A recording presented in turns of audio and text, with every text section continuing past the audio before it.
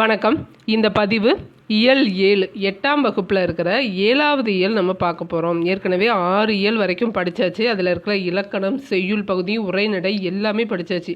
நீங்கள் படிக்கணும் அப்படின்னா ரொம்ப டைம் தேவைப்படாது. ஒவ்வொரு இயலுக்கும் ஒரு அரை மணி நேரம் கவனத்தோடு செலுத்தினீங்க அப்படின்னா படிச்சுட்டு போயிடலாம். வீடியோ பார்த்து படிங்க, நோட்ஸ் எடுத்து படிங்க. முடிச்சிட்டிங்க அப்படின்னா நம்ம இதை முடிச்சிட்டோம் அப்படின்னா அடுத்து நம்ம டெஸ்ட்டுக்கு போகலாம். இப்போது 7வது இயல் பார்க்க போகிறோம். அதுக்கு முன்னாடி நிறைய பேர் கேட்குறீங்க, ரிசல்ட்டு எப்போ வரும் அப்படின்னு கேட்குறீங்க. நான் 4 மார்க்கில் இருக்கேன், 2 மார்க்கில் இருக்கேன், 8 மார்க்கு அப்ஜெக்ஷன் ரைஸ் பண்ணியிருக்கேன், கிடைக்குமா அப்படின்னு கடவுளை வேண்டிக்கோங்க. கண்டிப்பாக கிடைக்கும். நீங்கள் பார்டரில் இருக்கீங்க அப்படின்னா படிக்க ஆரம்பிங்க, படிங்க. காமனாக இருக்கிறத படிங்க. கண்டிப்பாக டெட்டுக்கும் எஸ்ஜிடிக்கும் ஒரு 70% தான் உங்களுக்கு டிஃப்ரெண்ட் ஆகும். 70% படித்தா டெட்டில் பாஸ் பண்ணிடலாம், 100% படித்தாக்கா எஸ்ஜிடியில் வேலை கிடைக்கும் அப்படிங்கிறது தான் நிலமை. அதனால் ரெண்டுக்கும் ஒரே இது தான், படிங்க. படிக்கிறத விட்டுட்டு நம்ம ரிசல்ட் வருதா, மார்க்கு குறைப்பாங்களா, இந்த டிஆர்பியில் என்ன சொன்னாங்க அப்படிங்கிறதெல்லாம் யோசிச்சுட்டு இருந்தீங்க அப்படின்னா உங்களுக்கு தான் டைம் வேஸ்ட்டு. டைம் வேஸ்ட் பண்ணாமல் அடுத்த எக்ஸாமுக்கு படிங்க. நான் சொல்கிறது கஷ்டமாக இருந்தாலும் இதான் உண்மை. நம்ம டைம் வேஸ்ட் பண்ணாமல் படிக்கிறது தான் நல்லது. எனக்கு தெரிஞ்ச நிறையா பேர், என் ஃப்ரெண்ட்ஸ் எல்லாருமே என்ன செய்வாங்க அப்படின்னா, கரெக்டாக எக்ஸாம் வர டயத்துக்கு ஒரு 1 வீக் லீவ் போட்டுட்டு படிக்கிறது, இல்லை 1 மந்த் வேலையை விட்டுட்டு படிக்கிறது. திரும்பவும் அதே 80ல் போய் நிற்கும், அதே 78ல் போய் நிற்கும். திரும்பவும் மறுபடியும் கண்டினியூ பண்ணி ஒர்க்குக்கு போயிடுறது. மறுபடியும் அதே ப்ராசஸ் தான். நான் என்ன சொல்கிறேன், உங்களுக்கு டே டு டே லைஃப்பில் டெட்டுக்கு படிக்கணும், எஸ்ஜிடிக்கு படிக்கணும் அப்படிங்கிறத கொண்டு வாங்க. நார்மல் லைஃப்லேயே நீங்கள் படித்து பாஸ் பண்ணிட முடியும் அப்படிங்கிறது தான் என்னோட எண்ணம். அதை உங்களாலையும் செயலாக்க முடியும் அப்படிங்கிற ஒரு மோட்டிவேஷனுக்காக தான் நான் வீடியோ போடுறேன். நீங்கள் இது 80 மார்க் வருது அப்படின்னா உங்கள் ப்ராசஸில் மிஸ்டேக் இருக்குது, அந்த ப்ராசஸை மாற்றுங்க. எப்படிப்பட்ட ப்ராசஸை கொண்டு வந்தால் நம்ம பாஸ் பண்ண முடியுங்கிறத யோசிக்கலாமே தவிர, இந்த மார்க் குறைச்சிருவாங்களா, இப்படி சொல்லிடுவாங்களா, இந்த வீடியோவில் என்ன போட்டிருக்காங்க அப்படி பார்க்கறது டைம் வேஸ்ட் தான். நீங்கள் உங்களோட இதை இன்னர் ஸ்ட்ராங்காக பில்டப் பண்ணுறதுக்கு என்ன யோசிக்க முடியுமோ அதை யோசித்து அதை செயல்படுத்துங்கிறது என்னோட கருத்து. அதே மாதிரி டிஆர்பியில் ஸ்லோவாக தான் ரிசல்ட்டு கொடுப்பாங்க. டிஎன்பிஎஸ்சி மாதிரி கிடையாது டிஆர்பி. அங்கே பேக்கப் கம்மி, அதே மாதிரி எழுதுனவங்களும் ஜாஸ்தி இல்லையா, அதனால் லேட்டாக தான் வரும். ரிசல்ட் வந்துடும், கண்டிப்பாக வந்துடும். ஆனால் அதுக்கு நீங்கள் தயாராக இருக்கீங்களா அப்படிங்கிறத யோசித்து படிங்க. ரிசல்ட் வந்துடும். கொஷின் கேட்குறத விட்டுட்டு படிக்கிறத ஆரம்பிங்க. கஷ்டமாக தான் இருக்கும், நம்ம பாஸோ இல்லையோ அப்படிங்கிற ஒரு சுச்சுவேஷன் இருக்கும்போது மைண்டு அதை பற்றியே தான் யோசிக்கும். அந்த மைண்டையும் கண்ட்ரோல் பண்ணி இப்போது என்ன ரிசல்ட்டாக இருந்தாலும் 6 மாதத்துக்கு அப்புறம் நம்ம நிலைமை என்ன அப்படின்னு நீங்கள் யோசிச்சிங்க அப்படின்னா கண்டிப்பாக படிப்பீங்க. 6 மாதத்தில் எப்படியும் டெட்டுக்கு திரும்ப கால்ஃபர் பண்ணுவாங்க. அதுக்கு முன்னாடியே கூட எஸ்ஜிடிக்கு படிக்கிறாப்புல இருக்கும். ஆக படிங்க, பார்க்கலாம். நாடும் சமூகமும் இயல் 7 பாருக்குள்ளே நல்ல நாடுங்கிற தலைப்பில் கொடுத்துருக்காங்க. படைவேலம்ங்கிறது எனக்கு விருப்பமான நூல் தமிழில் உண்டென்றால் அது இதுதான் சொல்லியிருப்பார் அறிஞர் அண்ணா. கலிங்கத்து பரணி. அடுத்து விடுதலை திருநாள் மீராவோட பாடல். அடுத்து எம்ஜிஆரை பற்றின உரைநடையும் ஔவையாரோட நாடக வடிவில் ஒரு விரிவானம் கொடுத்துருக்காங்க. துணைப்பாடம் நாடக வடிவில் இருக்குது. அடுத்து வல்லின மிகா இடங்கள் கொடுத்துருக்காங்க. இயல் 7ல் முதல் பாடல் படைவேளம்ங்கிற பாடல், கலிங்கத்து பரணி பாடல். தமிழர்கள் அறத்தையும் வீரத்தையும் தமது உடைமைகளாக கொண்டவர்கள். அவர் தம் வீரமும் போர் அறமும் தனி சிறப்பு வாய்ந்தது. எப்படின்னா, பகைவரை அஞ்சச் செய்யும் வீரமும் அஞ்சியோடும் பகைவரை துன்புறுத்தாத அறமும் தமிழரின் மாண்பினை நமக்கு உணர்த்துவன. அதனை போற்றி பாடும் சிற்றிலக்கியம் தான் கலிங்கத்து பரணியின் ஆசிரியர் ஜெயம் கொண்டார். இவர் தீபங்குடி என்னும் ஊரை சேர்ந்தவர். இது திருவாரூரில் இருக்கு. தீபங்குடி என்னும் ஊரை சேர்ந்தவர். இவர் முதல் குலோத்துங்க சோழனுடைய அவைக்கள புலவராக திகழ்ந்தார். முதல் குலோத்துங்க சோழன், 2ஆம் 3ஆம்னு கேட்பாங்க. ஆப்ஷனில் கரெக்டாக படிச்சுக்கோங்க.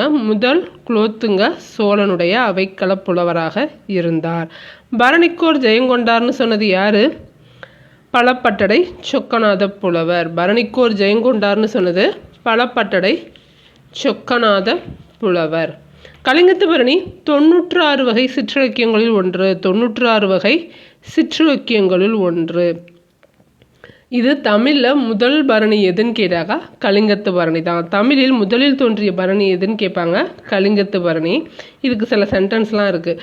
ஆணை 1000 அமரிடை வென்ற மாணவனுக்கு வகுப்பது என்னன்னு கேட்பாங்க. ஆணை 1000 அமரிடை வென்ற மாணவனுக்கு வகுப்பது என்ன அப்படின்னா பரணி. இது எதில் சொல்லியிருக்குன்னு கேட்கக்கூட சான்ஸ் இருக்குது. பன்னிரு பாட்டியலில் சொல்லியிருக்காங்க. எதில் சொல்லியிருக்குன்னு கேட்க வாய்ப்பு இருக்குது. பன்னிரு பாட்டியலில் தான் இந்த வேர்டு வரும். ஆணை 1000 அமரிடை வென்ற மாணவனுக்கு வகுப்பது கலிங்கத்து பரணி அப்படின்னு. அடுத்து ஜெயங்கொண்டாரோட நூற்றாண்டு கேட்க வாய்ப்பு இருக்குது. ஜெயங்கொண்டார் 12ஆம் நூற்றாண்டு. ஜெயங்கொண்டார் 12ஆம் நூற்றாண்டை சேர்ந்தவர்.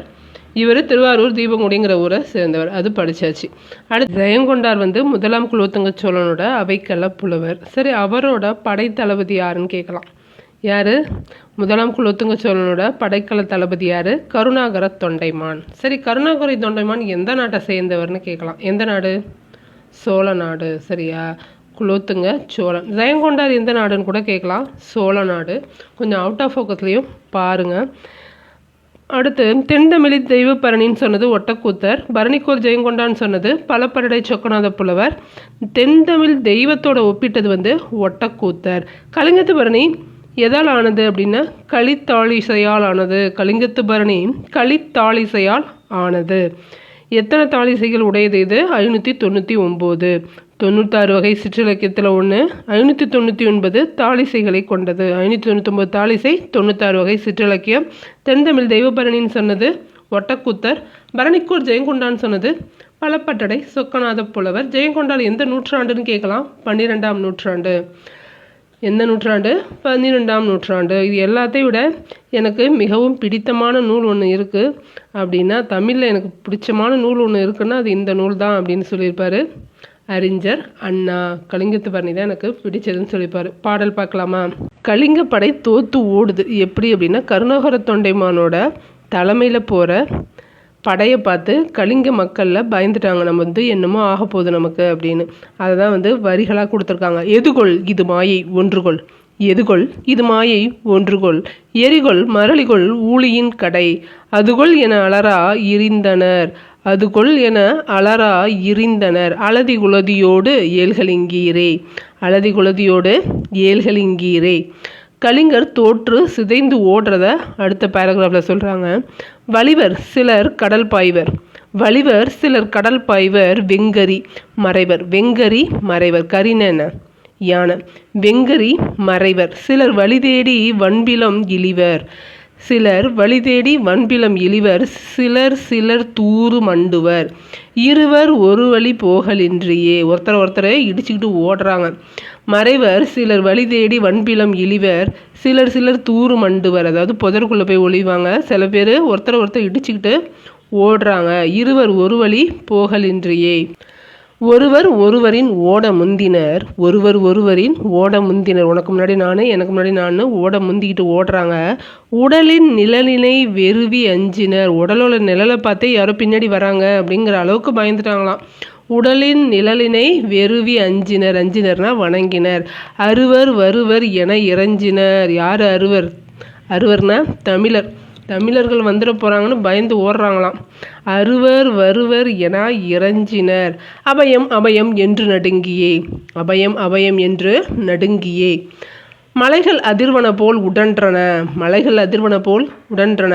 வளவன் விடுபடை வேலம் என்றிருள், வளவன் விடுபடை வேலம் என்றிருள். வளவன்னா யார்? சோழன்.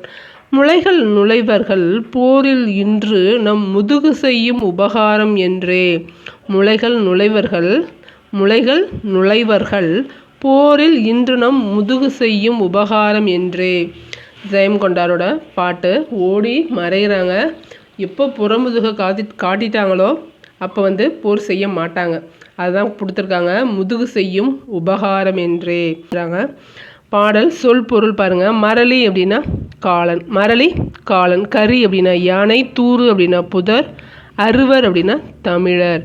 உடன்றன அப்படின்னா சினந்து எழுந்தன, உடன்றன அப்படின்னா சினந்து எழுந்தன.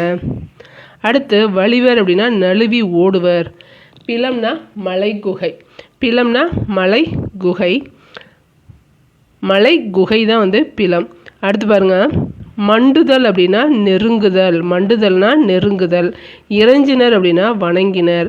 முளைனாலும் மலைகுகை, பிலம்னாலும் மலைகுகை, முளை சிறப்பு லகரா, அதுக்கும் மலைகுகை தான் வரும். ரெண்டுக்கும் 2 வார்த்தைக்கும் 2 வார்த்தை இருக்குது. மலை குகைக்கு 2 மீனிங் இருக்குது பார்த்துக்கோங்க. பிழம் முளைன்னு 2 வார்த்தைகளுமே வந்து மலை குகையை தான் குறிக்குது.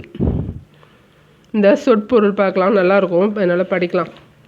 சோழர் படையின் தாக்குதலை கண்ட கலிங்கர் இது என்ன மாய வித்தையா என வியந்தனர். தம்மை எரிக்க வந்த தீயோ என அஞ்சினர். சோழர் படை தம் உயிரை பறிக்கும் காலனோ என அஞ்சினர். இறுதி காலம் நெருங்கி விட்டதோ, ஊழியின் கடைன்னு சொல்லுவாங்கள்ல, இறுதி காலம் நெருங்கி விட்டதோ என எண்ணி அலைந்து குழைந்து நடுங்கினர்னு முடிஞ்சிருக்கும் ஃபர்ஸ்ட் பேராகிராஃப். அடுத்த பேராகிராஃப் பாருங்கள். அப்படி நடுங்கிய கலிங்கப்படையின் படை கூட்டத்திலிருந்து விலகி ஓடினர். அந்த மாதிரி பயந்தவங்க கூட்டத்திலேருந்து விலகி ஓடுறாங்க. சிலர் கடலில் தாவி குதித்து தப்பினர். சிலர் யானைகளின் பின்னே மறைந்து கொண்டனர். எத்திசையில் செல்வது என தெரியாமல் செல்வதற்கு அரிதான மலை குகைகளினுள் புதர்களுக்குள்ளேயும் தப்பி ஓடினாங்க அப்படின்னு முடிச்சிருப்பார். ரெண்டாவது பேராகிராஃப். 3வது பேராகிராஃப் பாருங்கள். கலிங்க வீரர்கள் ஒருவரை ஒருவர் முந்திக் கொண்டு ஓடினர். தம் நிழலையும் மற்றவர் நிழலையும் கண்டு தமிழர்கள்தான் துரத்தி வருவதாக எண்ணி அஞ்சினர்.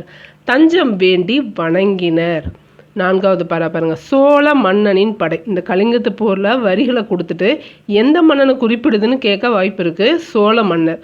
நம்ம இதுக்கு முன்னாடி பார்த்தோம் இல்லையா தகடூர் யாத்திரை, அது எந்த மன்னரை குறிப்பிடுதுன்னு தெரிஞ்சால் சொல்லுங்கள்.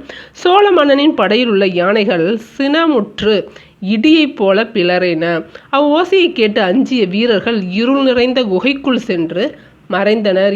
ஏனையோர் புறமுதுகு காட்டி ஓடி பிழைத்தனர். புறமுதுகு காட்டினா அவங்க பிழைச்சிருவாங்க. அதுதான் வந்து தமிழர்களோட படை வீரத்தின் அறம். சரியான விடையை தேர்ந்தெடுத்து எழுதுக. சரியான விடை சிங்கம் டேஸில் வாழும்னு கேட்டிருக்காங்க. சிங்கம் எங்கே வாழும்? முளையில். இதே பிலம்னு குத்தந்தா அதுவும் சரி, பிலம்னு கொடுத்தாலும் சரி, முளைன்னு கொடுத்தாலும் சரி. அடுத்து கலிங்க வீரர்களிடையே தோன்றிய உணர்வு அச்சம். கலிங்க வீரர்கிட்ட அச்சம் தோன்றுச்சு. வெங்கரி என்னும் சொல்லை பிரித்து எழுதுக. வெங்கரி வெம்மை கூட்டல் கரி தான் வந்து வெங்கரி பண்புத்தொகை. என்றிருள் என்றிருள் என்னும் சொல்லை பிரித்து எழுதுக. என்று கூட்டல் இருள் தான் வந்து என்றிருள். போல் உடன்றன போல் உடன்றன அப்படிங்கிறது போல் உடன்றனன்னு வரும். இல்லு கூட்டல் உ லு. போல் உடன்றன.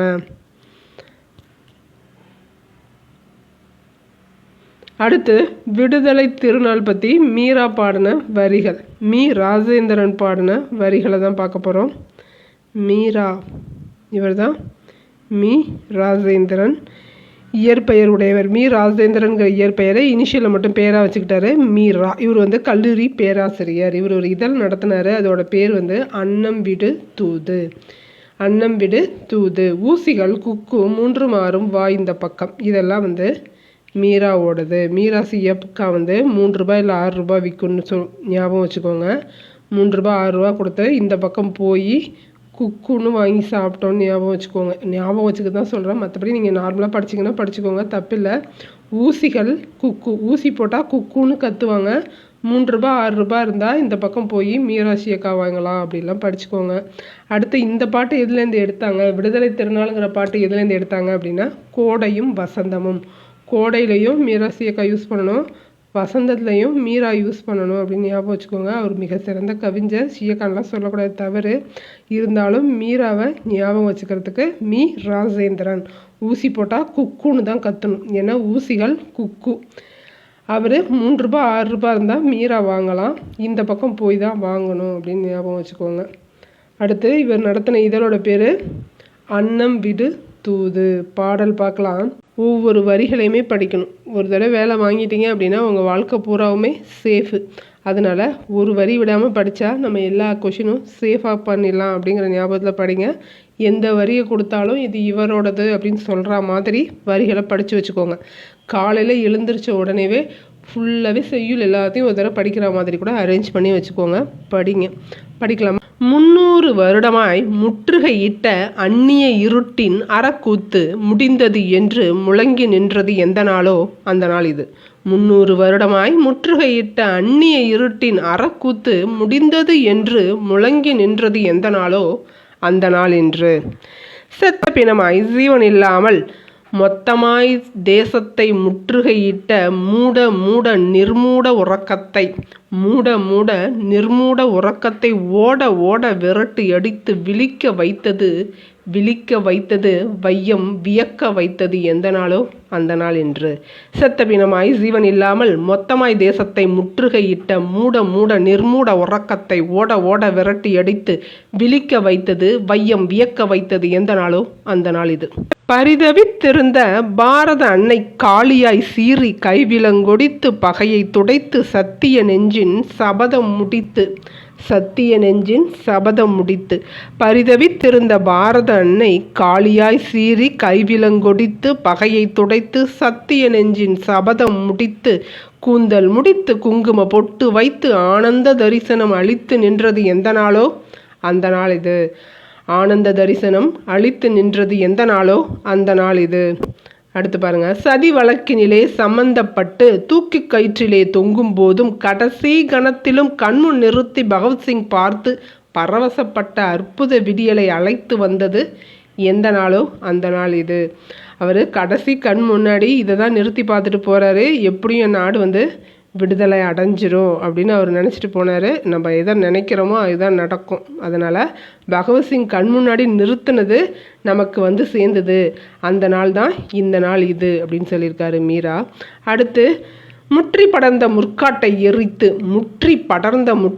எரித்து விழைந்த மூங்கிலை வீரமாய் துளைத்து மூச்சுக்காற்றை மோகித்து நுழைத்து புரட்சி புல்லாங்குழலில் பூபாலம் இசைத்தது எந்த நாளோ அந்த நாள் இது. முற்றி படர்ந்த முட்காட்டை எரித்து விளைந்த மூங்கிலை வீரமாய் துளைத்து மூச்சுக்காற்றை மோகித்து நுழைத்து புரட்சி புல்லாங்குழலில் பூபாலம் இசைத்தது எந்த நாளோ அந்த நாள் இது. இந்த தருணம் இந்த சுதந்திர நாளை சொந்தமாய் கொண்டாட தந்த பூமியை தமிழால் வணங்குவோம்னு சொல்கிறாரு மீரா. தந்த பூமியை தமிழால் வணங்குவோம்னு சொல்கிறாரு மீரா. பாடலை ரிப்பீட்டடாக படிச்சுக்கோங்க. சொற்பொருள் பார்க்கலாம். ஜீவன் அப்படின்னா உயிர், ஜீவன்னா உயிர். சத்தியம் அப்படின்னா உண்மை. ஆனந்த தரிசனம்னா மகிழ்வான காட்சி. வையம்னா உலகம். சபதம்னா சூளுரைத்தல். மோகித்து அப்படின்னா விரும்பி. அடுத்து சரியான விடையை தேர்ந்தெடுத்து எழுதுக பார்க்கலாம். வானில் முழு நிலவு அழகாக என்ன கொடுத்தது? தரிசனம் அளித்தது. இந்த டேஷ் முழுவதும் போற்றும்படி வாழ்வதே சிறந்த வாழ்வு. இந்த வையம் முழுதும். ஜீவன் இல்லாமல் பிரித்து எழுதுக. ஜீவன் கூட்டல் இல்லாமல். விலங்கொடித்துங்கிற சொல் விலங்கு கூட்டல் ஒடித்து.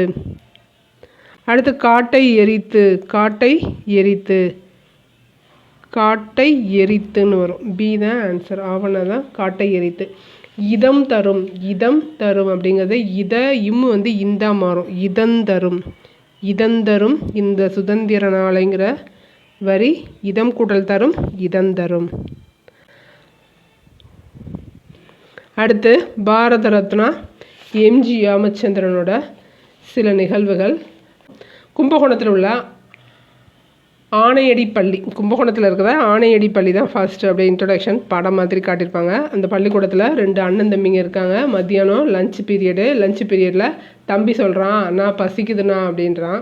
கொஞ்சம் பொறுப்பாக அம்மா நைட்டு ஈவினிங் வரும்போது நமக்கு அரிசி வாங்கிட்டுருவாங்க. அரிசி வாங்கிட்டு சமைச்சு கொடுப்பாங்க. என்னண்ணா எல்லாரும் சாப்பிட்றாங்க, நம்ம சாப்பிடக்கூடாதா, நமக்கு பசிக்குதேண்ணா அப்படிங்கும்போது நம்ம அம்மா சம்பாதிக்கிற காசு நமக்கு ஒரு வேளைக்கு தாண்டா பத்தோம், அதுவே நமக்கு கஷ்டமாக இருக்குது, கண்டிப்பாக நமக்கு இன்றைக்கி நைட்டு சாப்பாடு கிடைக்கும் அப்படின்னு சொல்லுவார். அந்த சீன் முடிஞ்சால் அடுத்த சீனில் அந்த தம்பி இருக்கல்ல, பசிக்குதுன்னு சொன்னானே தம்பி, அவன் இப்போது தமிழ்நாட்டின் முதல்வர். அவர் தான் எம்ஜி ராமச்சந்திரன். அவர் முதல்வர் ஆனால் கூட சின்ன வயசில் தான் பட்ட பசியோட துன்பத்தை தெரிஞ்சவாசி தான், துன்பத்தை மறக்காமல் இருந்தார். அதனால தான் காமராஜர் காலத்தில் தொடங்கப்பட்ட மதிய உணவு திட்டத்தை விரிவுபடுத்தினார். காய்கறி பருப்பு இதெல்லாம் கொடுத்து அந்த திட்டம் இனிமேல் சத்துணவு திட்டம் என அழைக்கப்படும்னு அறிவித்தார். காமராஜர் மதிய உணவு திட்டம் தொடங்கினார். அதை சத்துணவு திட்டமாக மாற்றினது நம்ம எம்ஜிஆர் தான். இவரை புரட்சி தலைவர் எம்ஜிஆர்னு எல்லாரும் சொல்லுவாங்க. இவர் வறுமையின் கொடுமையை நன்கு உணர்ந்தவர். வறுமை காரணமாக அவர் பள்ளி படிப்பை விட்டார். பள்ளி படிப்பை தொடர முடியாமல் விழுந்தார். அவர் நாடகங்களில் சிறு சிறு வேடங்களை நடிக்க தொடங்கி அப்புறம் நடிகராக உயர்ந்தார். அதே மாதிரியே திரைத்துறையிலையும் முதல்ல சிறு சிறு வேடங்களை நடிக்க தொடங்கி விரைவிலேயே கதாநாயகனாக உயர்ந்தார். அவரோட நடிகர் மக்கள் திலகம் இப்படிலாம் சொல்கிறாங்க இல்லையா, புரட்சி நடிகர் மக்கள் திலகம்னா போட்டுனாங்க. அவரோட நடிப்பை பாராட்டி யார் கொடுத்தாங்கிறத கேட்பாங்க. இந்திய அரசு மிக சிறந்த நடிகருக்கான பாரத் பட்டத்தை வழங்கியது. என்ன பட்டம்? பாரத் பட்டம் இந்திய அரசால் வழங்கப்பட்டது. இவர் தயாரிப்பாளர், இயக்குனர் என பன்முக திறமை கொண்டு விளங்கினார். இவர் எங்கே பிறந்தார் என்ன அப்படிங்கிறத சொல்லியிருக்காங்க பாருங்கள். கேரளாவை சேர்ந்தவர்களாகிய எம்ஜிஆரின் பெற்றோர் குடும்பம் இலங்கைக்கு குடிபெயர்ந்தது. ஃபஸ்ட்டு கேரளாவில் இருந்தாங்க. அவங்க பெற்றோர்கள் இலங்கைக்கு போனாங்க. இலங்கையில் இருக்கிறப்போ கண்டி அப்படிங்கிற ஊரில், இலங்கையில் உள்ள கண்டியில் தான் 1917 ஜனவரி திங்கள் 17ஆம் நாள் பிறந்தார். எத்தனாவது மகன்? 5வது மகனாக பிறந்தார். அவர் எம்ஜிஆர் 3 எடுத்துகிட்டா 7 வரும், அதை வச்சு ஞாபகம் வச்சுக்கோங்க. 17 பிறந்தார் எம்ஜிஆர். அதுக்கப்புறம் ஒரு தந்தையார் இறந்துருவார் சிறு வயசாக இருக்கும்போதே. எம்ஜிஆர் சின்ன வயசாக இருக்கும்போதே அவங்க தந்தை இறந்துருவாங்க. அதுக்கப்புறம் தான் அவங்க அம்மாவோட கும்பகோணத்துக்கு குடிபெயர்ந்துருவாங்க. இந்த கும்பகோணத்தில் இருக்கும்போது தான் அந்த ஸ்கூலில் லஞ்சு சாப்பிட முடியாமல் கஷ்டப்படுறது. எம்ஜிஆர் திரைப்படங்களில் பாடின பாடல்கள் சில கொடுத்துருக்காங்க. மாபெரும் சபைதலில் நீ நடந்தால் உனக்கு மாலைகள் விழ வேண்டும், ஒரு மாற்று குறையாத மன்னவன் இவன் என போற்றி புகழ வேண்டும்ங்கிற பாடல் எம்ஜிஆர் நடித்த பாடல். இன்னொரு பாட்டு கொடுத்துருக்காங்க. வாழ்வில் உயர்ந்த நிலை அடைந்த பின்னும் எளிமையாக வாழ வேண்டும்ங்கிறதுக்கு இந்த பாட்டு. பதவி வரும்போது பணிவு வர வேண்டும், துணிவு வர வேண்டும் தோழாங்கிற பாடலும் அவர் பாடி நடித்த பாடல். எம்ஜிஆர் தன்னோட செல்வத்தை எல்லாருக்கும் கொடுப்பாரு. அவர் கொடையாளர், பயங்கரமான கொடையாளர். எல்லாருக்கும் உதவி செய்யணும் அப்படிங்கிற நோக்கம் எப்பயும் இருக்கும். எம்ஜிஆர் ஒரு முறை வெளியூரில் மகிழ்வுந்தில் சென்றுட்டுருக்காரு. சென்றுட்டு சென்னைக்கு ரிட்டர்ன் வரும்போது ஒரு பாட்டி, பேத்தி, குழந்தைங்க எல்லாம் ஒரு இடத்துலேருந்து இன்னொரு இடத்துக்கு போயிட்டுருக்காங்க. அவங்க காலில் செருப்பு இல்லை, செம்ம வெயில். அப்போது மரத்து நிழலில் நின்று வேகமாக ஓடி அடுத்த மரத்து நிழலுக்கு ஓடிட்டுருக்காங்க. இந்த மாதிரி காரில் போகும்போது பார்த்துட்டு அதை பார்த்து அவர் அவரோட செருப்பு, துணைவியாரின் காலணி, உறவினர் பெண்ணின் காலணி எல்லாத்தையுமே கலட்டி கொடுங்க அவங்களுக்கு அப்படின்னு சொல்லி வாங்கி கொடுத்துட்டு கையில் இருந்த பணத்தையும் அவங்களுக்கு கொடுத்துட்டு போனார் அப்படிங்கிற ஒரு நிகழ்வை சொல்லியிருக்காங்க. ஏழை எளியவர்கள் காலில் காலணி கூட இல்லாமல் நடந்து செல்லும் இந்நிகழ்ச்சி அவர் மனதில் ஆழமாக பதிந்ததுனால தான் அவர் என்ன செஞ்சார், பள்ளி குழந்தைகளுக்கு காலணிகள் வழங்கும் திட்டத்தை அவர் தான் கொண்டு வந்தார். பள்ளி குழந்தைகளுக்கு காலணி வழங்கும் திட்டத்தை கொண்டு வந்தது யார்? எம்ஜிஆர் தான் கொண்டு வந்தார். அடுத்து சென்னை பல்கலைக்கழகம் எம்ஜிஆரின் பணிகளை பாராட்டி டாக்டர் பட்டம் வழங்கியது. பாரத் பட்டம் வழங்கினது இந்திய அரசு, டாக்டர் பட்டம் வழங்கினது தமிழக அரசு. சென்னை பல்கலைக்கழகம் தான் டாக்டர் பட்டம் வழங்கிச்சு. அடுத்து தமிழக அரசு அவர் நினைவை போற்றும் வகையில் எம்ஜிஆர் மருத்துவ பல்கலைக்கழகத்தை நிறுவியுள்ளது. சென்னை கடற்கரையில் இவருக்கு எழிலார்ந்த நினைவிடம் ஒன்று இருக்குது. எம்ஜிஆர் நினைவிடம் சென்னை பீச்சில் இருக்குது. அதே மாதிரி அவரது இறப்புக்கு பின் இந்திய அரசு மிக உயரிய பாரத ரத்னா விருது அவருக்கு 1988 கொடுக்கப்பட்டது. அவர் இறந்ததுக்கப்புறம் 1988 அவருக்கு பாரத ரத்னா விருது வழங்கப்பட்டது. இதே மாதிரி இன்னொரு நிகழ்வு கொடுத்துருக்காங்க. அவர் படப்பிடிப்புக்காக காஷ்மீருக்கு போயிருக்காரு. அங்கே நலச்சங்கம் ஒன்று, படைவீரர் நலச்சங்கம், இந்திய படைவீரர் நலச்சங்கத்தினர் ஒரு விழாவுக்காக அவரை கூப்பிட்றாங்க. அந்த விழாவுக்கு அந்த சங்கத்துக்கு அவர் நன்கொடை கொடுக்கணும் அப்படின்னு விரும்புகிறாரு. ஆனால் அவர் கையில் காசு இல்லை. அப்போது தொழிலதிபர் ஒருவர்கிட்ட பெருந்தொகையை கடனாக பெற்று அதை நன்கொடையாக கொடுக்குறாரு. சென்னை திரும்பினதுக்கப்புறம் அவருக்கு ரிட்டர்ன் பண்ணிட்டாரு. இந்த மாதிரிலாம் அவர் உதவி செய்கிறதுனாலையும் அவரை பெரிய கொடையாளராக இருக்கிறதுனாலையும் அவரை பொன்மனச்செம்மல் என்று சொல்வாருங்க. பொன்மனச்செம்மல், புரட்சி தலைவர் இப்படிலாம் சொல்லப்படுறது நம்ம எம்ஜிஆரோட சமூக நலத்திட்டங்கள் கொடுத்துருக்காங்க பாருங்கள். எம்ஜிஆர் தமிழக முதலமைச்சராக இருந்தபோது ஏழை எளிய மக்களின் வாழ்க்கை தரம் உயர என்னென்னலாம் பண்ணார் அப்படின்னா, உழவர்களின் கடன் தள்ளுபடி, ஏழைகளுக்கான வீட்டு வசதி திட்டம், ஆதரவற்ற மகளிருக்கு திருமண உதவி திட்டம், தாய் சேய் நல இல்லங்கள், பற்பொடி வழங்கும் திட்டம் பாருங்கள், பற்பொடி வழங்கும் திட்டம், நலிவடைந்த பிரிவை சேர்ந்த மாணவர்களுக்கு பாடநூல் வழங்கும் திட்டம், முதியோருக்கு உதவித்தொகை வாங்கும் திட்டம், வேலைவாய்ப்பு அற்றவர்களுக்கு உதவித்தொகை, இது எல்லாமே அவர் தான் கொண்டு வந்திருக்காரு. பட்பொடி, காலனி, நலிவடைந்த பிரிவினருக்கு பாடநூல், இது எல்லாமே அவர் கொண்டு வந்தது. தாய் சேய் நலத்திட்டமும் அவர் கொண்டு வந்தது தான். ஒன்ஸ் ஒரு தடவை படிச்சுக்கிட்டிங்கன்னா கூட ஞாபகத்தில் இருக்கும். அடுத்து தமிழ் வளர்ச்சி பணிகள் அவர் என்னென்ன பண்ணார் அப்படின்னா, தந்தை பெரியார் கொண்டு வந்த எழுத்து சீர்திருத்தத்தை சிலவற்றை நடைமுறைப்படுத்தினது யாருன்னு கேட்பாங்க. எம்ஜிஆர். பெரியாரோட சீர்திருத்தத்தை நடைமுறைப்படுத்தி எழுத்து முறையை எளிமையாக்கினார். அது மட்டும் இல்லாமல் மதுரையில் 5ஆம் உலக தமிழ் மாநாட்டை சிறப்பாக நடத்தினது நம்ம எம்ஜிஆர் தான்.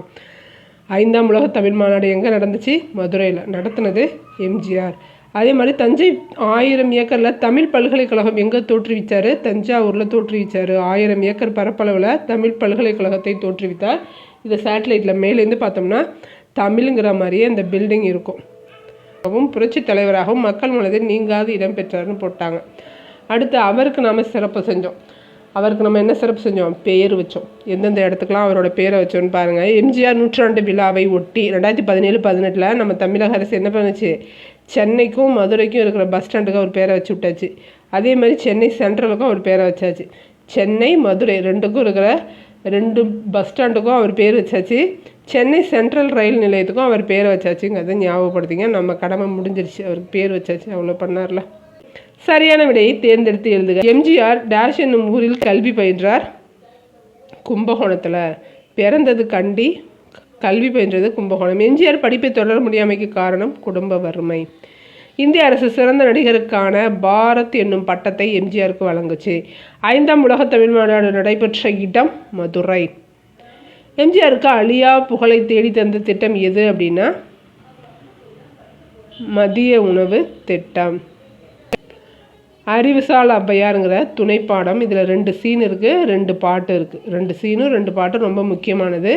ஔவையார் அதியமானோட வீட்டில் தங்கியிருக்காங்க, அரண்மனையில் தங்கியிருக்காங்க. அதியமான் ஒரு நெல்லிக்கனியை கொண்டு வந்து கொடுக்குறாரு. இந்த நெல்லிக்கனி ரொம்ப சிறப்பாக இருக்கும், இனிப்பாக இருக்கும், சாப்பிடுங்க அப்படின்னு சொல்லும்போது, இனிப்பை பற்றி நீ தான் சொல்லணும், ஏன்னா உன்னோட முன்னோர்கள் தானே தமிழ்நாட்டுக்கு கரும்பை கொண்டு வந்தார்கள். யாரோட முன்னோர்கள் தமிழ்நாட்டுக்கு கரும்பை கொண்டு வந்தார்கள்? அதியமானோட முன்னோர்கள் தான் தமிழ்நாட்டுக்கு கரும்பை கொண்டு வந்தாங்கன்னு ஔவையார் சொல்கிறாங்க. சொல்லிவிட்டு அந்த நெல்லிக்கனியை வாங்கி சாப்பிட்றாங்க. பின்னாடியே அந்த அமைச்சர் சொல்கிறாரு, அந்த நெல்லிக்கனி சாதாரண கனி இல்லை, அந்த கனியை சாப்பிட்றவங்க ரொம்ப நாள் நோய் நொடியின்றி நலமாக வாழ்வாங்க அப்படின்னு சொன்னோடனே ஔவையார், அப்படிப்பட்ட ஒரு கனி அப்படின்னா அதை நீ தானே சாப்பிட்ருக்கணும் அப்படின்னு சொல்லும்போது, இல்லை நான் இறந்து போனால் இன்னொரு ராஜா வருவாங்க, ஆனால் உங்களை மாதிரி அறிவானவங்க இறந்து போயிட்டா அதை ஈடு செய்யவே முடியாது அப்படின்னு சொல்லி ஃபஸ்ட்டு சீன் முடியுது. அந்த சீனுக்கு ஒரு பாட்டு பாருங்கள். சிறியிலை நெல்லி தீங்கனி குறியாது ஆதல் நின்னகத்தடக்கி சாதல் நீங்க எமக்கிந்தனையே. ஆதல் சாதல் நீங்க எமக்கிந்தனையே. சிறியிலை நெல்லி தீங்கனி குறியாது ஆதல் நின்னகத்தடக்கி சாதல் நீங்க எமக்கிந்தனையேன்னு சொன்னது ஔவையார். இந்த சீனுக்கான பாடல் இது. அடுத்த சீனில் தெரியும் எதுக்கு நெல்லிக்கனி கொடுத்தாங்க அப்படிங்கிறத. அதியமான் மன கஷ்டத்தோடு அங்கேருந்து வந்துட்டுருக்காரு. அப்போ ஔவையார் பார்த்துட்டு, ஏன் என்னாச்சு, எதனால் அப்படி வர அப்படிங்கும்போது, தொண்டைமான் போருக்காக என்னை அழைக்கிறாரு, போர் புரியறதுக்கு எனக்கு எண்ணம் இல்லை, போர் புரியறதுக்கு எனக்கு பிடிக்கல, ஏன் நீ தான் மிகப்பெரிய வீரனாச்சு, எப்போ பாரு சண்டை போட்டு எப்போயுமே வீரத்தில் நீ சிறந்தவன், எல்லாரையுமே ஜெயிச்சிருவியே, ஏன் பயப்படுற அப்படின்னு கேட்கும்போது, இல்லை அதனால் நிறைய உயிர்கள் கொல்லப்படுது, நான் போரை விரும்பலை அப்படின்னு சொல்லும்போது, சரி நீ பயப்படாத, உன்னோட வீரத்துக்கு எந்த இலக்கும் வராமல் நான் தொண்டைமான்கிட்ட போய் பேசி இந்த போரை நிப்பாட்டிடுறேன் அப்படின்னு அதியமான் கிட்டேருந்து தொண்டைமான் கிட்ட பேசுகிறதுக்கு தூது போகிறாங்க. யாருக்கிட்ட தூது போகிறா, யார் சண்டைக்கு இழுக்கிறா, இது எல்லாமே உங்களுக்கு கிளியராக தெரியணும். அதியமான் சார்பாக தொண்டைமான்கிட்ட போய் பேசுகிறாங்க. இங்கே நிற்கிறது தொண்டைமான், ஔவையார் போய் பேசுகிறாங்க. அறிவில் சிறந்தவங்க ஔவையார் அப்படிங்கிறதுக்கு எப்படி பேசுகிறாங்கங்கிறதுலே கண்டுபிடிச்சிடலாம். தொண்டைமான் போயிட்டு அவரோட படைக்குடியில் அவர் வச்சுருக்க கத்தி வேல் எல்லாத்தையுமே காட்டுறாரு. எல்லாமே சூப்பராக அழகாக நெய் போட்டு பூசி பளபளன்னு இருக்குது. மாலையெல்லாம் போட்டு புதுசாக எல்லாமே இருக்குது. எல்லாத்தையும் பார்த்துட்டு, பாருங்கள் நான் எவ்வளோ சூப்பராக வச்சுருக்கேன், எப்படிலாம் இருக்குது பாருங்கள் அப்படின்னு காட்டிட்டு, அதியமான் எப்படி வச்சுருப்பான் அப்படின்னு கேட்குறாங்க. உடனே, நீ இவ்வளோ சூப்பராக அழகாக வச்சுருக்க, அதியமான் இப்படிலாம் வச்சுருக்க மாட்டான், அவனோடது எல்லாமே உடஞ்சி இருக்கும், அடிக்கடி சண்டை போட்டுகிட்டே இருக்கிற ஆள் அவன், அதனால் எல்லாம் ரத்தக்கரை படிஞ்சு சுத்தமெல்லாம் இருக்காது, ரத்தக்கரை படிஞ்சு கூர் மழுங்கி போயிருக்கும், அவன் எப்படி இருந்தாலும் ஆனால் ஜெயிச்சிருவான் கூர் மழுங்கி போய் அப்படின்னு சொன்னோடனே அவனுக்கு தொண்டைமானுக்கு பயம் வந்துடும். ஆமாம்ல அப்படின்னு யோசிச்சுட்டே இருக்கும்போது இன்னும் பேசி அவளை மாற்றிடுவாங்க. ஆனால் போரை நிறுத்திடுவாங்க. அப்போ அவரும் ஒத்துப்பார், கரெக்டு தான், நான் சண்டையை போரை அவ்வளோவா பார்த்ததில்ல, ஆனால் அதிகமாக அடிக்கடி சண்டை போடுறவர், நான் இதோட சண்டையை நிறுத்திக்கிறேன் அப்படின்னு சொல்லி பேசி நிப்பாட்டிடுவாங்க. அந்த சண்டையை நிப்பாட்டுறதுக்கான பாட்டு தான் இது. இவ்வே பிழியணிந்து மாலை சூட்டி கண் திரள் நோன்கால் திருத்தி நெய் அணிந்து கடியுடை வியன் நகர்வே அவ்வே. எப்படி வச்சுருக்க கருவிகளை அப்படிங்கிறதுக்கான பாட்டு. இவ்வே இங்கே இருக்கிறது பீலி அணிந்து மாலை சூட்டி கண் திரள் நோன்கால் திருத்தி நெய்யணிந்து கடியுடை வியன் நகரவே அவ்வே. வியன் நகர்வே அவ்வே. பகைவர் குத்தி கொடுநுதி சிதைந்து கொள்துறை குற்றிலமாதோ என்றும் உண்டாயின் பதம் கொடுத்து இல்லாயின் உடன் உண்ணும் இல்லோர் ஒக்கல் தலைவன் அண்ணல் எம் கோமான் வைனுதி வேலே. இல்லோர் ஒக்கல் தலைவன் சொல்கிறது யார் அப்படின்னு கேட்கலாம். யார்? ஔவையார். அவங்க சொல்கிறாங்க, நீ இங்கே வச்சிருக்கிற இல்லையா கத்தி, இந்த போர்க்கருவிகள் எல்லாமே மாலை சூட்டி கண் திரள் நுண்கால், அதாவது நல்லா சுத்தம் பண்ணி நெய் அணிந்து பலன்னு வச்சுருக்க. ஆனால் பகைவர் குத்தி கொடுநிதி சிதைந்து கொள்துறை குற்றில மாதோம், அவங்க வச்சுருக்கிறது பகைவரை குத்தி அடிக்கடி கூறு மழுங்கி போய் தான் வச்சுருக்காங்க. உண்டாயின் பதம் கொடுத்து இல்லாயின் உடன் உண்ணும் இல்லோர் ஒக்கல் தலைவன் அண்ணல் எம் கோமான் வைனுதி வேலே அப்படின்னு சொல்லி முடிச்சிருப்பாங்க. இந்த பாடல் 2வது சீனுக்கானது. முதல் பாட்டில் நெல்லிக்கனி கொடுத்தது எதுக்கு அப்படின்னா, இவ்வளோ பெரிய போரையே நிறுத்துகிற அளவுக்கான அறிவுடையவங்க தான் அந்த நெல்லிக்கனியை சாப்பிட்ணுங்கிற மாதிரி இந்த லெசனை வச்சுருக்காங்க. இந்த பாடலும் முக்கியம், அந்த பாட்டும் முக்கியம். ரெண்டுத்தையும் பார்த்துக்கோங்க. அதோட இந்த பாடம் முடியுது. வல்லினம் மிகு இடங்களும் மிகா இடங்களும் கொடுத்துருக்காங்க பாருங்கள். கதையை படித்தேன், எழுதி கொண்டேன், அப்படி சொன்னது எப்படி தெரியும். இந்த தொடர்களை படிக்கும்போது இயல்பாக இல்லாத மாதிரி இருக்கும். இப்போ நான் திரும்ப படிக்கிறேன் பாருங்கள். கதையை படித்தேன், எழுதி கொண்டேன், அப்படி சொன்னது எப்படி தெரியும். இந்த மாதிரி இயல்பாக படிக்க முடியுது. மேலும் நாம் பேசும்போதும் இவ்வாறு தான் பேசுகிறோம். ஒரு சொல்லின் முதல் எழுத்து, ஒரு சொல்லோட முதல் எழுத்தில் கசதப வருது அப்படின்னா அதற்கு முன் உள்ள சொல்லின் முன்னாடி இதோட ஒற்றெழுத்து இட வேண்டும். அந்த ஒற்றெழுத்தை இடுறது தான் வல்லின மிகல்னு சொல்கிறோம். டெஃபனேஷன் என்ன? அதற்கு முன்னால் உள்ள சொல்லின் இறுதியில் அந்த வல்லின மெய்யெழுத்தை சேர்த்து எழுத வேண்டும். இதை தான் வல்லின மிகல் என்று கூறுவர். எல்லா இடங்களிலும் வல்லின மெய்யெழுத்து மிகும் என்று கூற முடியாது. எல்லா இடங்களிலும் மெய்யெழுத்து மிகும் என்று கூற முடியாது. செய்து பார்த்தான், படித்த கவிதை, பெரிய தாவரம் போன்ற சொற்கள்லாம் வல்லினம் மிகாது.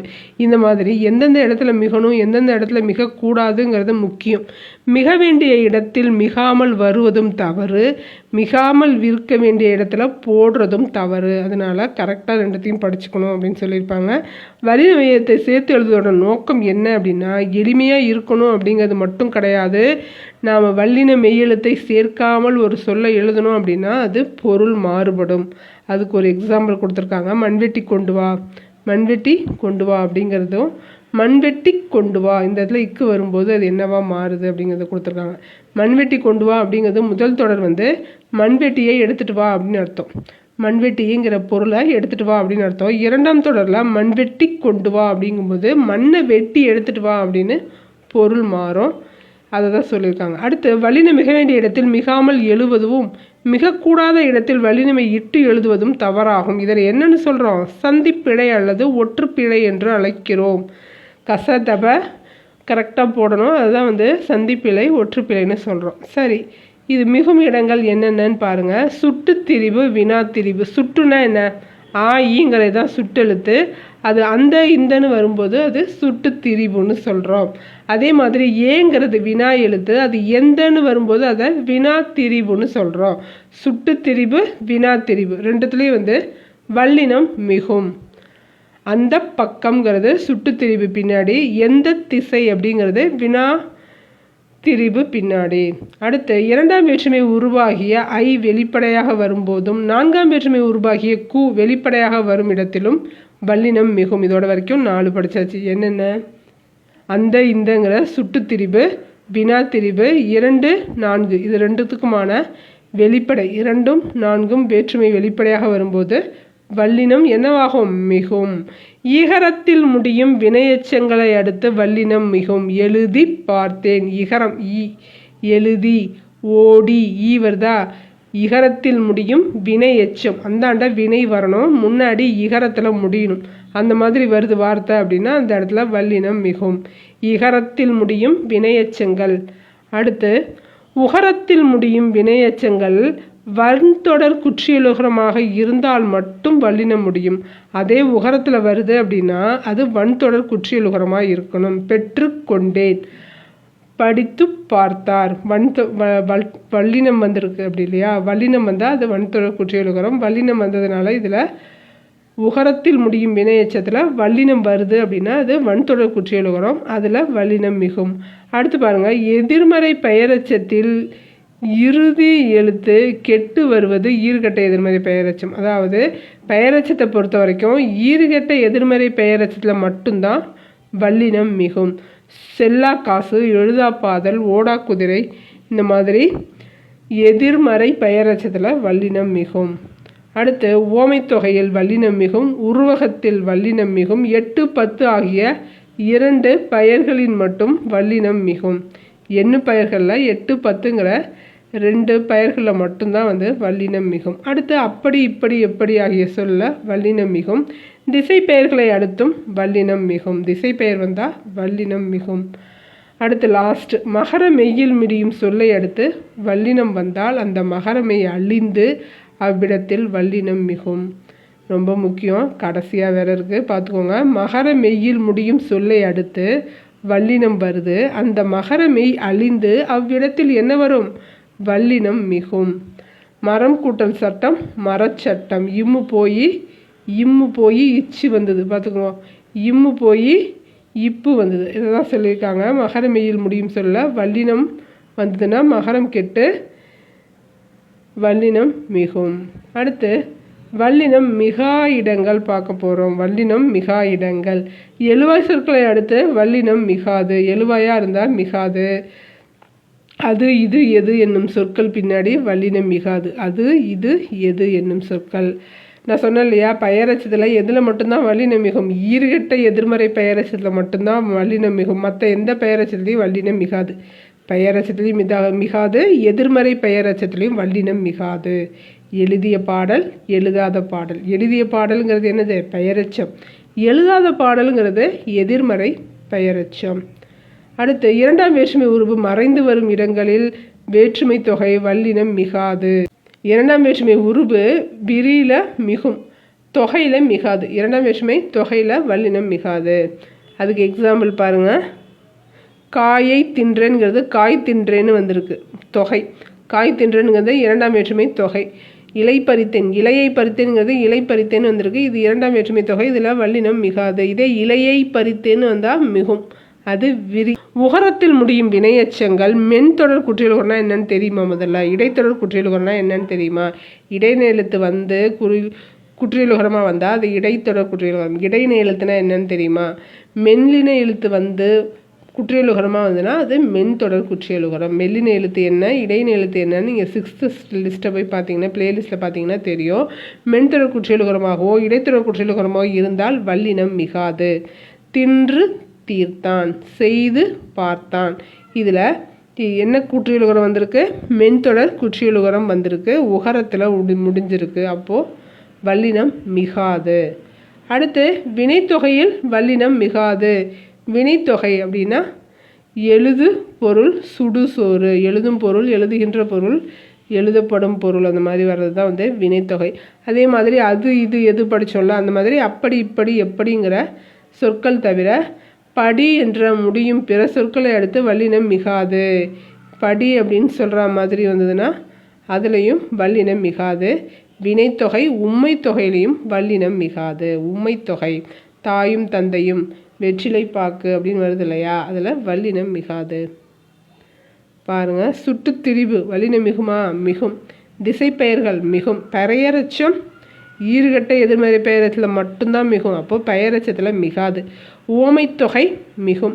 நான்காம் வேற்றுமை விரி மிகும். இரண்டாம் வேற்றுமை தொகை மிகாது. வினைத்தொகை மிகாது. உருவகம் மிகும். எழுவாய் தொடர் மிகாது. எதிர்மறை பெயரச்சத்தில் ஈறுகட்ட எதிர்மறை பெயரச்சத்தில் மட்டும்தான் மிகும். பாக்கி எல்லா பெயரச்சத்துலேயும் மிகாது. இன்ட்டு போட்டதெல்லாம் மிகாது, ரைட்டு போட்டதெல்லாம் மிகும். உருவகத்தில் மிகும். இது ரொம்ப முக்கியம். 6th கொடுத்துருப்பாங்க. அதாவது உயிரெழுத்துக்களில் ஒரு சொல் தொடங்குது அப்படின்னா ஒன்று அப்படிங்கிற வார்த்தைக்கு உயிரெழுத்தில் தொடங்குது அப்படின்னா ஓர்னு வரணும். ஊர் அப்படின்னு வரும்போது ஓர்னு வரணும். ஓர் ஊர் அப்படின்னு வரணும். இலைன்னு வரும்போது ஓர் இலைன்னு வரணும். அதே பாடம், பள்ளி, புத்தகம், வங்கி அந்த மாதிரி வரும்போது ஒருன்னு வரணும். ஏன் ஒருன்னு வரணும் அப்படின்னா வங்கிங்கிறது உயிர்மெய் எழுத்து, புத்தகங்கிறது புத்தகத்தில் பூங்கிறது உயிர்மை எழுத்து. அப்போது அங்கே முன்னாடி ஒருங்கிறது தான் வரணும். இது ஒரு கண்டிஷன் சொல்லியிருப்பாங்க. 6th பிளேலிஸ்ட்டில் 7வது இயலில் இருக்குது, போய் பாருங்கள். அதே மாதிரி இதுவும் ஒன்று, எதிர்மறை சொற்கள். இதுவும் ஒரு கண்டிஷனு. எதிர்மறை சொற்கள் வரும்போது எதை பயன்படுத்தணும்? வந்தது நீ அல்ல, பார்த்தது நான் அல்ல, நான் படித்த புத்தகம் இது அல்ல என்றெல்லாம் பேசுகிறோம். இவையெல்லாம் சரியான தொடர்கள் அல்ல. எதிர்மறை வினைமுற்றுகள் பல உண்டு, அவற்றை அறிந்து பயன்படுத்தணுமா. எப்படின்னு பாருங்கள். தன்மை ஒருமையாக இருந்தால் நான் அல்லேன், தன்மை ஒருமை அல்லேன், தன்மை பன்மை அல்லோம், தன்மை பன்மை அல்லோம். இப்படி படிச்சுக்கோங்க. தன்மை ஒருமை அல்லேன், தன்மை பன்மை அல்லோம், முன்னிலை ஒருமை அல்லை, முன்னிலை பன்மை அல்லீர், முன்னிலை பன்மை அல்லீர். முன்னிலை இருக்கிறவங்க பன்மையாக இருந்தால் அவங்கள நீர் அல்லீர்னு சொல்லணும். அதே ஒருத்தவங்களாக இருந்தால் நீ அல்லைன்னு சொல்லணும். நீ அல்லை அப்படின்னு சொல்லணும். எதிர்மறைக்கு இப்படி தான் பயன்படுத்தணும். அதே படற்கையாக வரும்போது படற்கை ஆண்பாலுக்கு அல்லன்னு சொல்லணும், படற்கை பெண்பாலுக்கு அவள் அல்லல்னு சொல்லணும். தன்மை ஒருமைக்கு தான் இதில் குழப்பம். கரெக்டாக பார்த்துக்கணும். தன்மை ஒருமை அப்படின்னா அல்லேன், தன்மை ஒருமை அல்லேன், தன்மை பன்மை அல்லோம்னு வரணும். அதே மாதிரி ஒன்றன் பால் பலவின் பாலும் குழப்பம், அதை தான் குறைப்பாங்க. படற்கை ஆண்பாலுக்கு அல்லன், பெண்பாலுக்கு அல்லல். நம்ம இந்த ஆண் பெண்ணை வச்சு கண்டுபிடிச்சிருவோம். இதே பலர்பாலாக இருந்தால் அல்லர்னு வரும், கண்டுபிடிக்கிறது கஷ்டம். பலர்பால் இந்த லாஸ்ட் 3 ரொம்ப முக்கியம். பலர்பால், படற்கை பலர்பால்னா அவர் அல்லர்னு வரணும். ஒன்றன் பாலாக இருந்தால் அகுதன்றுன்னு வரணும். ஒன்றன் பாலாக இருந்தால் அகுதன்று, பலவின் பாலாக இருந்தால் அவை அல்லன்னு வரணும். அந்த அல்லங்கிற வார்த்தை இவைக்கு பலவின் பாலுக்கு மட்டும்தான் வரணும். எக்வாஸ்ட்ரின் குதிரையேற்றம். கலைச்சொல் அறிவோம். எக்வாஸ்ட்ரின் குதிரையேற்றம். எக்வாஸ்ட்ரின் குதிரையேற்றம். த ஹீரோ கதாநாயகன். சீஃப் மினிஸ்டர் முதலமைச்சர். தலைமை பண்பு லீடர்ஷிப். சப்போர்ட் அப்படின்னா ஆதரவு. டாக்ஸ்னா வரி. விக்ட்ரி அப்படின்னா வெற்றி. சட்டமன்ற உறுப்பினர் அப்படின்னா member of legislative assembly. Member of legislative assembly அப்படிங்கிறது சட்டமன்ற உறுப்பினரை குறிக்கும். இதோட 7வது இயல் முடியுது. அறத்தால் வருவதே இன்பம் அப்படின்னு 8வது இயல் இருக்குது. இன்னும் 2 இயலோட 8th முடிஞ்சிடும். நம்ம அடுத்த டெஸ்ட் பார்க்கலாம். தொடர்ந்து படிங்க, விடாமல் படிங்க. கூட இருக்கவங்களையும் படிச்சிங்களான்னு கேட்டு படிக்க வைங்க. நன்றி, வணக்கம்.